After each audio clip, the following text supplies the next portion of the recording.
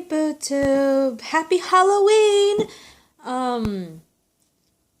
I was already in this outfit for a previous video, which was Legends of Tomorrow, episode 3, titled Shogun, and now I'm here for The Walking Dead, season 7, episode 2, titled The Well.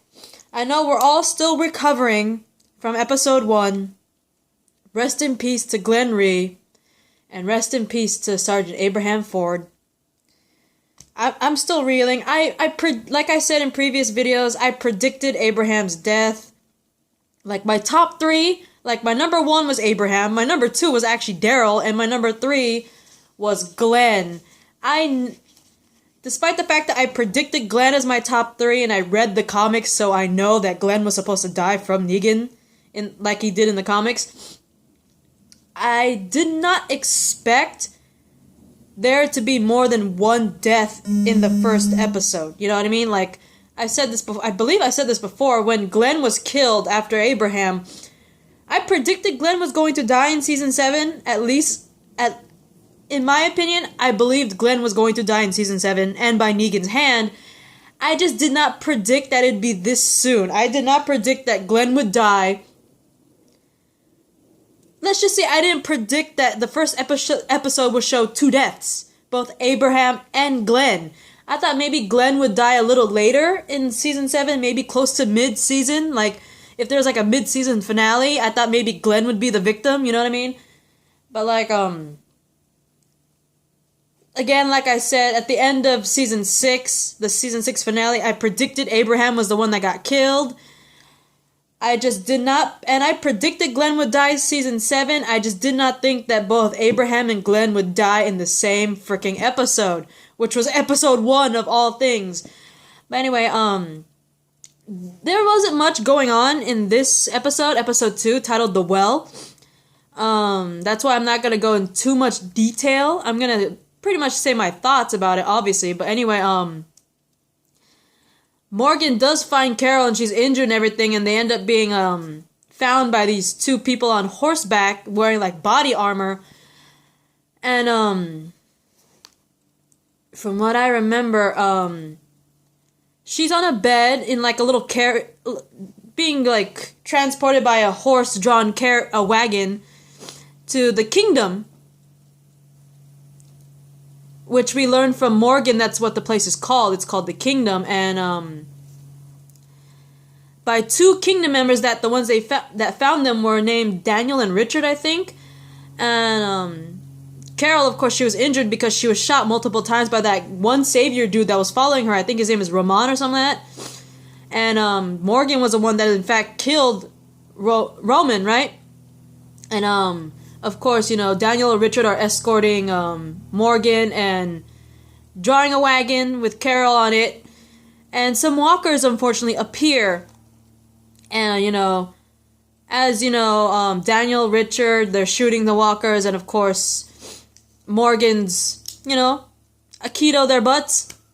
Carol, for some oddball reason, while that's happening, she keeps staring at the walkers and, like, her vision, like, not really blur, but her vision like goes from she sees walkers till she sees people alive and then goes back to walker, you know what I mean? Like, it's like her mind's playing tricks on her. Like, all the walkers around her for like a brief moment turn into normal people in front of her.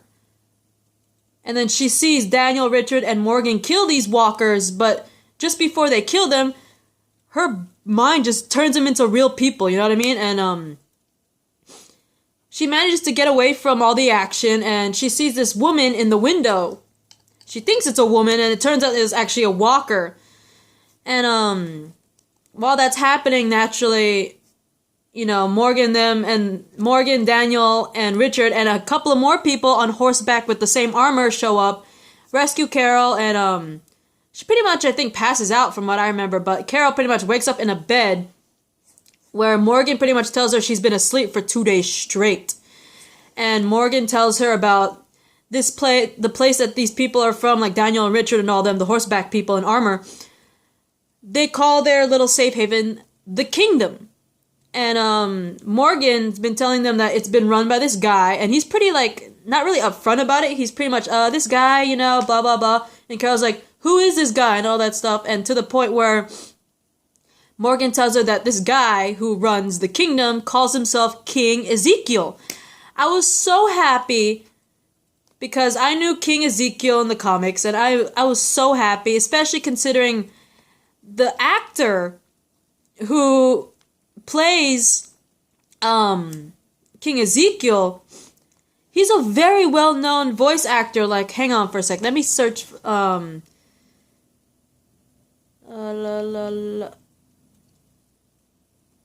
He's played like several well-known voices. Like, one of my favorites is, you know, that very old DC animated show Teen Titans, the original Teen Titans, not the Teen Titans Go thing, but it's also Teen Titan Go. But the original Teen Titans, he was in fact Cyborg in Teen Titans and Teen Titans Go. He even played Harold in Teen Titans. Proud Family, Transformers, he played Grimlock, Bisque, and Dive Bomb. The Justice League, he played 10. DC Superhero Girls, he comes back as Cyborg again. Ben 10 Alien Force, Ben 10 Omniverse, Ben 10 Ultimate Alien, he played Manny for Alien Force and Omniverse, and he played Hex for all three. Actually, all four with the original Ben 10. Young Justice, he played Aqualad, Brick, Black Manta, Black Lightning, and other additional voices. He hasn't been seen much in many live action, like Body of Proof, Criminal Minds, CSI Miami. He even appeared in Hannah Montana, which I think is pretty funny. And How I Met Your Mother. He even appeared in Walker, Texas Ranger, which I thought was pretty freaking cool. But he has some movie roles too, like Batman on Assault on Arkham, Batman Unlimited, Monster Mayhem as Cyborg, Justice League Gods and Monsters. He played like 3 characters there, like John Henry Irons, Granny Goodness, and the Muggers. Justice League Throne of Atlantis. A lot of Lego DC movies. Teen Titans Trouble in Tokyo, you know what I mean? So, and he's even made a lot of voice acting in video games, particularly Batman Arkham series, which I thought was pretty cool. And I will get into that more later. But let's get more into this. Morgan takes Carol to meet King Ezekiel because he wants to meet her. And I was so happy because I love King Ezekiel. And the moment Carol sees him, boom. The first thing she sees is King Ezekiel's pet tiger, Shiva, which is totally awesome because if you guys read the comics and you heard that King Ezekiel was going to be around, the first thing you think of is, please tell me that tiger, Shiva, is going to be there because King Ezekiel is known for the dreads and the tiger. And they did me proud. They dressed up the actor. Oh my god. They dressed up the actor so well. And the tiger is just beautiful. And of course, when Carol meets Ezekiel, she's very quiet. And Ezekiel asks, what she thinks of the sanctuary, of him. And you could tell that Carol, like, she's kind of, before even meeting King Ezekiel, she's kind of like, about this. And she pretty much puts up an act. Kind of like when she first came to Alexandria. She put on this little innocent act, and she does it again to the point where she's like, this place is amazing, you're amazing, your tiger is amazing, all that, right? She puts out this innocent act that I think is hilarious, by the way. And, Ezekiel lets Carol understand, like, there's a saying that he has. Apparently it's called, you may drink from the well, but you also have to replenish the well, which pretty much means, you could live here and, like, relish yourself and everything here, but you also have to contribute in a way, right? That's pretty much what the saying is. And he even offers her some free fruit, but she declines, saying she doesn't want to eat it, and it's not really her thing. But as Morgan's rolling her out, because she's in a wheelchair at that moment, she's like, this place is ridiculous, that guy is ridiculous, it's like stupid.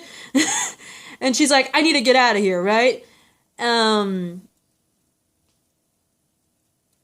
To the point where she pretty much tells Morgan, I want to leave here. This whole entire place is ridiculous. He's ridiculous. I don't care, Morgan, if you found the secret of life here in the kingdom with King Ezekiel and his crazy pet lion or tiger, Shiva. But I want to get out of here. And Morgan's like, I can't let you. I can't let you go out there and die, right?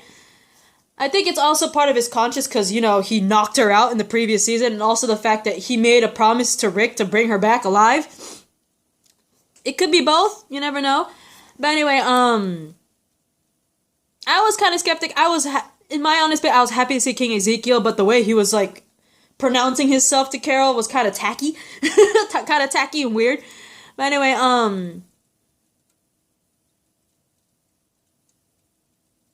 Ezekiel takes Morgan and a bunch of other people from the kingdom to gather some pigs, and it looks like the pig is like the swines are pretty much, it looks like they're going to be sent to the walker to feed the walker, but it turns out that the pigs are the ones actually eating the walker, which kind of gross, not gonna lie, because I know the walkers are dead, but they're still dead people.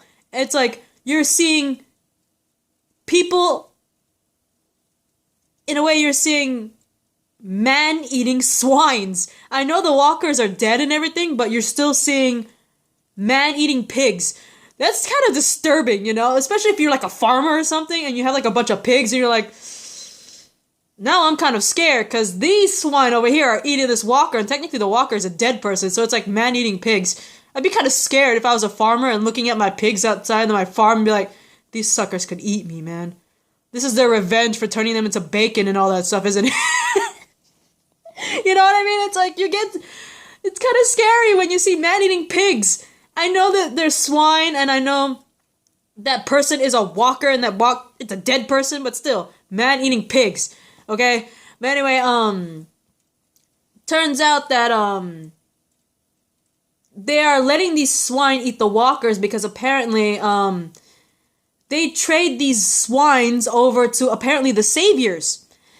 They're actually doing business with the saviors, and apparently the saviors want to usually collect food from them, and the reason why they're letting the swine eat the walkers because the swine are the ones that they're trading to the saviors, and they kind of, in a way, kind of want to poison them by giving them walker infested swines. You know what I mean? Like the swines pretty much ate a dead person, right? An infected person, and they think, well, if we let these pigs eat the walker, they're filled with infected people, and if the saviors eat the pigs, they'll be infected, you know what I mean? Slowly kill them from the inside, you know what I mean? Which I think is an interesting approach. Kind of creepy still, because I would not want to be a farmer, and the idea of my pigs eating me would be kind of creepy. But anyway, Ezekiel has this moment with Morgan and asks about his combat skills, because he sees Morgan's capabilities, right, using his little bow staff thing. And Ezekiel wants Morgan to train one of his own men, which is Benjamin, which is kind of like a rookie kid, you know what I mean? He's not much into combat, so seeing Morgan handle himself, he's like, maybe if this kid Benjamin can't really fight with like their weapons, maybe he could be taught with Morgan and his weapon, right? Of course, Morgan's not really sure if he wants to, but, you know, he reluctantly somewhat agrees to do it. And, while the whole swine thing happens, Ezekiel tells Morgan, you know, please keep this. He asked Morgan and Benjamin to come with him, and asks Morgan to keep an important secret. And I can't remember the secret per se, but anyway, the saviors show up to collect their little swines, right? And of course, Morgan recognizes them because he's had a run-in with the saviors along with Rick's group. But he doesn't say anything till like after they leave. But anyway, Gavin, which is one of the saviors, pretty much tells Richard, who's one of the kingdom guys, that the saviors are pretty much letting the kingdom off easy, because apparently, you know, just giving them pigs is their easy route. The saviors could do way worse to the kingdom. You know what I mean? So making the kingdom give them their pigs is pretty much letting them off easily, right? Richard, he's like, you sure it's not the other way around? Which is so bad, because you're instantly instigating a fight, right? And that's what pretty much happens between Gavin and Richard, to the point where Ezekiel makes them break up the fight, reminding them, you know, they don't want to fight. We're happily giving away 8 of our infected piggies to you, right? And so, I am running out of time. I'll see you in a part 2 video, okay? Bye.